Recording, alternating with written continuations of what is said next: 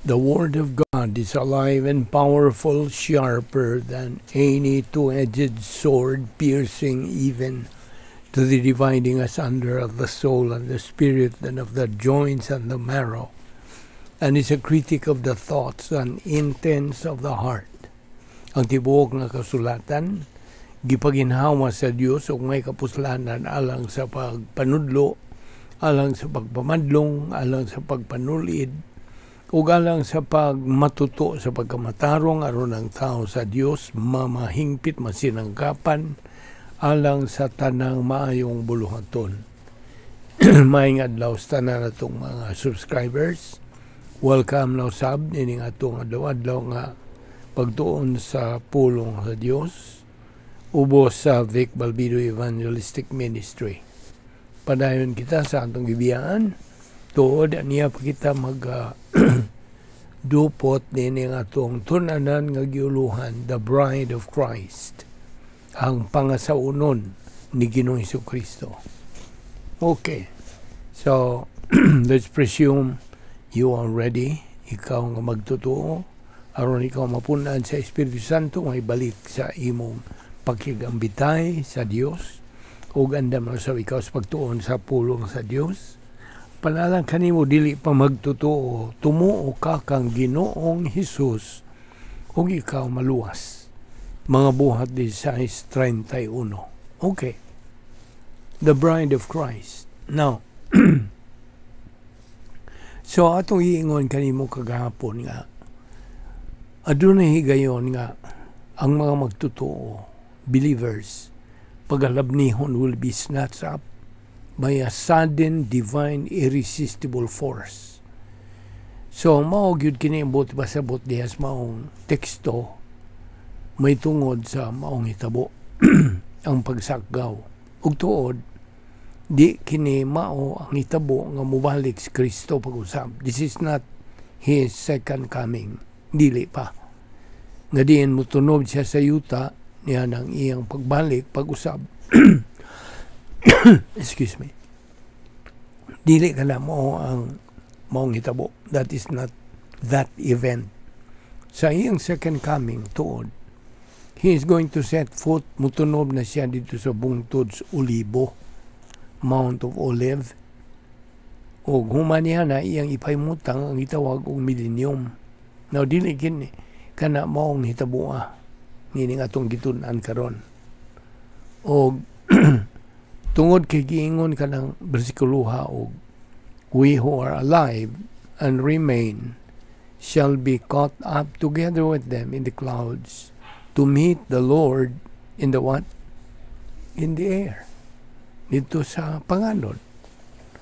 Og tuod kining maong hitabo dili kini ingnon ta paghukom because there is no judgment dinhi. Unsa man kining maong hitabo? Paminaw.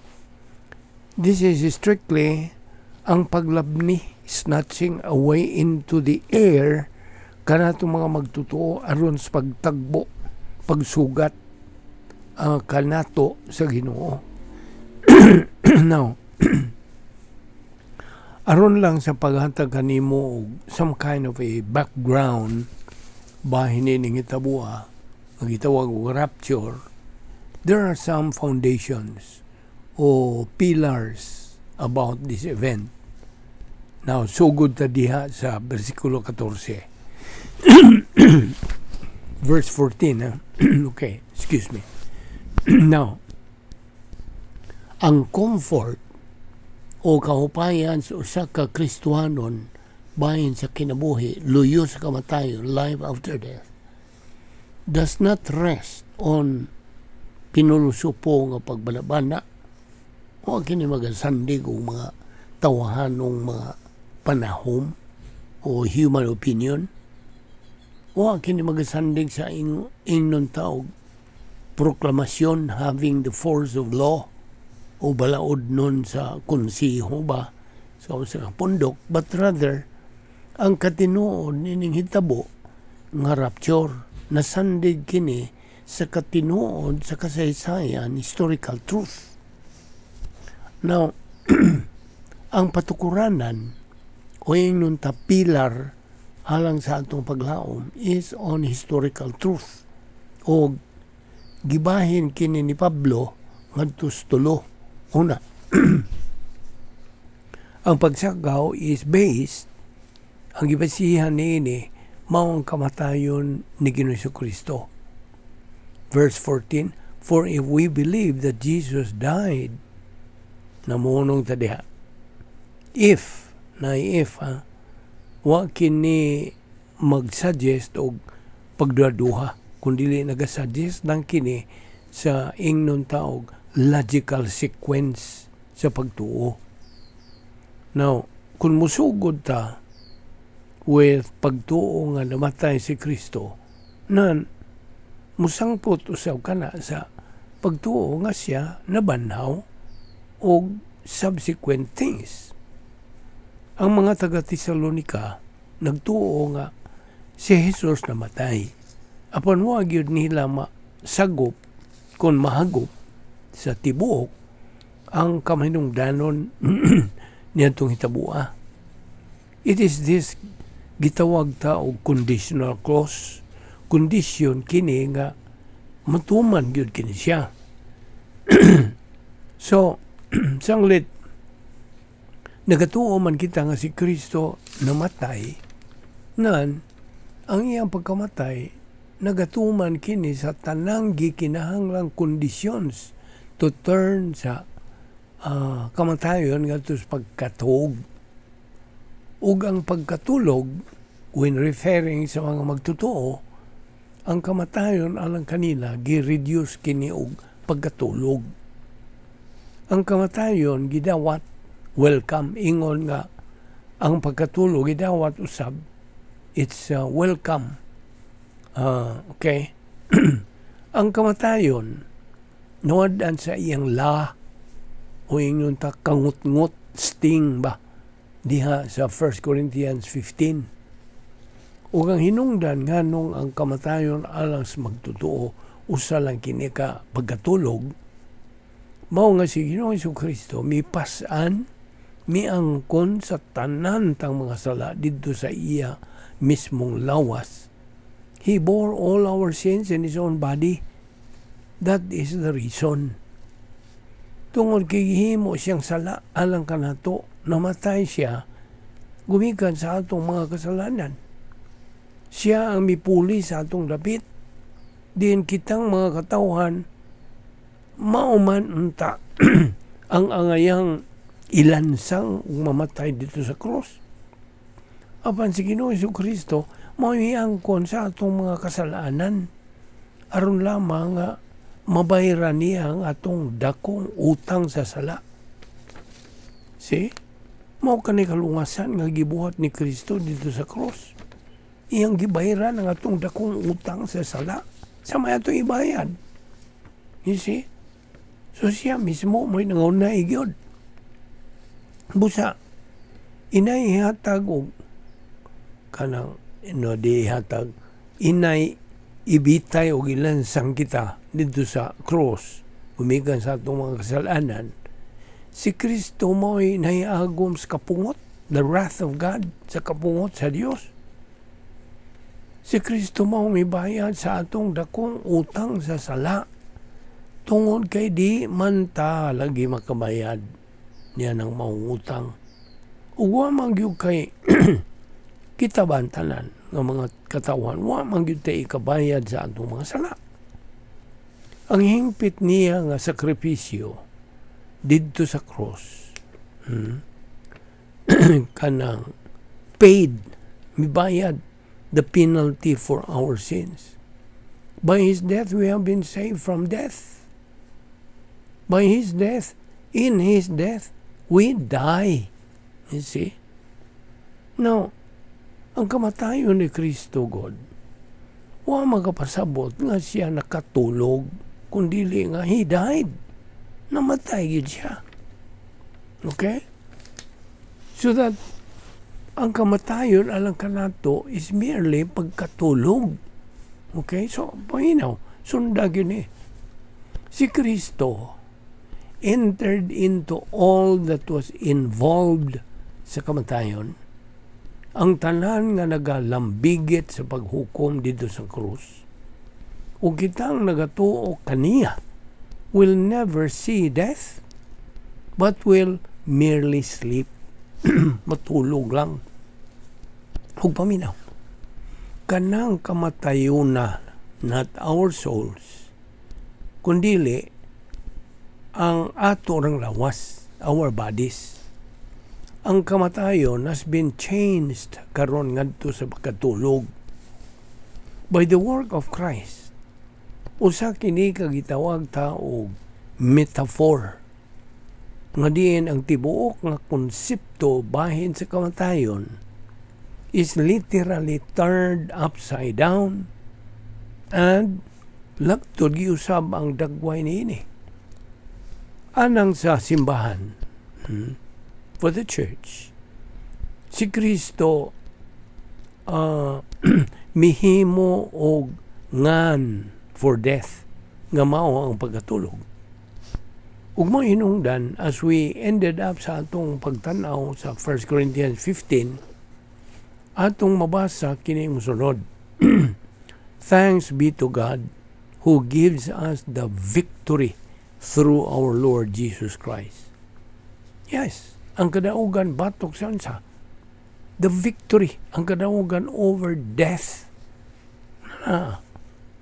Busa, ang unang gitawag ta og pilar alang sa umaabot ang pagkabanhaw o pagsakgaw is built on the pillar sa kamatayon ni Ginoong Jesucristo. Nga siya namatay sa atong kamatayon in our place, nga nahiagom gumikan sa atong mga sala, turning death ngadto sa pagkatulog on our behalf. Ikaduha,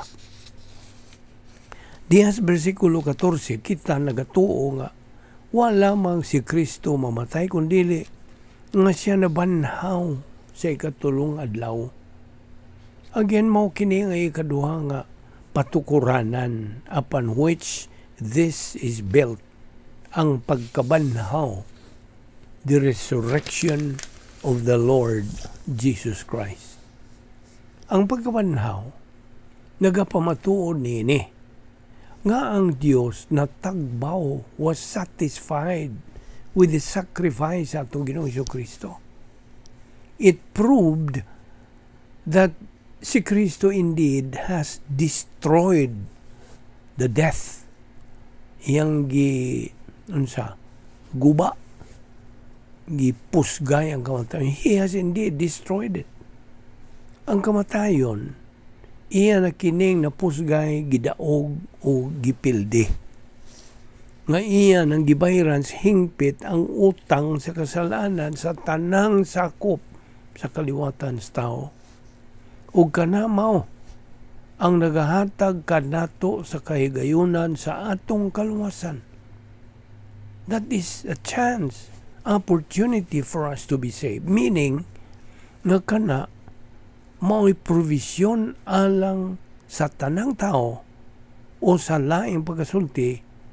It is God's divine stimulus for man to respond. Mudawat o mutuo ba siya niya ng maong stimulus o musalikway? Inaman siya kabuton. Kana nagpasabot ng tao may hingpit nga kagawasan sa pagpili. Mutuo ba siya o musalikway niya na? However, every response that man makes, sayod na kita, nga kini nagada og sangputanan. It has or brings a result. A negative response results to eternal condemnation, while positive response results to eternal life. Suma, pagkanasgilatid og tataw diya sa John 3:36. Nga kanayon sa in English, he who believes in the Son, the Lord Jesus Christ, has life, eternal life. But he who does not believe in the Son does not have life, but the wrath of God abides on him. Na, kapungot sa Diyos, magapabilin diha kaniya. Ug busa, alang ka nato ang kamatayon is merely pagkatog sa atong lawas. Ang atong espiritu immediately mobiya nini atong lawas o diha mo adto tas presensya sa tubangan sa Dios. Ang atong lawas matuog lang o maghuwat kini sa iyang pagkabanhaw. Dili may tabo ang kamatayon sa magtotoo apart from our Lord Jesus Christ. Ang kamatayon sa mga believers mahitabo diha kang Ginoong Hesukristo ingon sa pagkabanhaw sa Dios. Ingon sa pagbanhaw sa Dios kang Ginoong Hesukristo as so depicted nga atong makita diha sa pagbautismo. So iya kitang banhawon in Christ diha kang Ginoong Hesukristo. Ato ni ipadayon ugma ayaw sipyat sa pagsunod niini. Amahan namong langit nun, salamat niining grasya. Bani kami sa mong pagbugbuwag karong adlaw. Ilikay kami sa mga kabilingan, dada kami pagbalik din hining dapita ugma aron kami makapadayon. Nini nga mga adlaw nga pagpakaon sa among tagsa kakalag. Salamat ni among Bible study pinagi sa Vic Malbido Evangelistic Ministry. Kining tanan among ipasalamatan sa ngalan ni Ginoong Hesukristo. Amen.